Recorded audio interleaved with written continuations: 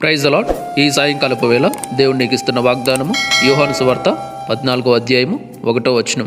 మీ హృదయమును కలవరపడనీయకుడి, దేవుడి యందు విశ్వాసం ఉంచుచున్నారు, నా యందును విశ్వాసం ఉంచుడి. ఇక్కడ యేసు ప్రభు ఈ వాక్యం అందరితో చెప్తున్నాడు ఏమంటే, మీ హృదయములను కలవరపడనీయకండి. మీరు దేవుని యందు విశ్వాసం ఉంచుచున్నారు అంటే తండ్రి అయిన దేవుని యందు విశ్వాసం ఉంచుచున్నారు కదా, నా యందు కూడా విశ్వాసం ఉంచండి అని చెప్తున్నాడు అనమాట. ఈ సాయంకాల సమయంలో ఎంతమంది అయితే కలవరాల్లో ఉన్నారో, అర్థం కాని పరిస్థితుల్లో కన్నీటితో, వేదనతో, దుఃఖంతో కృంగిపోతూ నలిగిపోతున్నారు. దేవుడు మీతో ఏం చెప్తున్నాడు తెలుసా?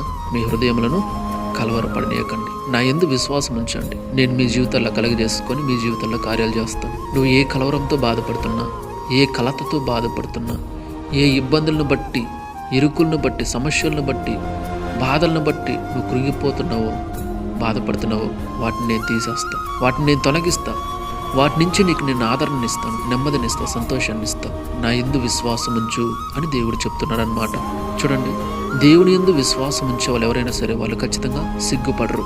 ఎందుకంటే ఆయన యందు విశ్వాసం ఉంచేవారు ఎవరిని కూడా ఆయన సిగ్గుపరిచే దేవుడు కాదు, ఆయన సిగ్గుపరచుడు. నువ్వు ఏ స్థితిలో అన్నా ఉండొచ్చు, ఏ పరిస్థితిలో అన్నా ఉండొచ్చు, నువ్వు ఆయన యందు విశ్వాసం ఉంచావు కాబట్టి సిగ్గుపడకుండా నీ జీవితంలో ఉన్న ప్రతి పరిస్థితిని ఆయన మార్చగలడు. నువ్వు మారా అనుభవం అంటే చేదైన అనుభవంలో ఉన్నావు, ఖచ్చితంగా నా దేవుడు నీ అనుభవాన్ని అంటే నీ మారా అనుభవాన్ని, చేదైన అనుభవాన్ని మధురముగా, నాట్యముగా నా దేవుడు మార్చగలడు. నా దేవుడు అందుకు సమర్థుడు. Praise the Lord. కాబట్టి మీ హృదయాలను కలవరపడనీయకండి, నా దేవుని యందు విశ్వాసం ఉంచండి. Praise the lord.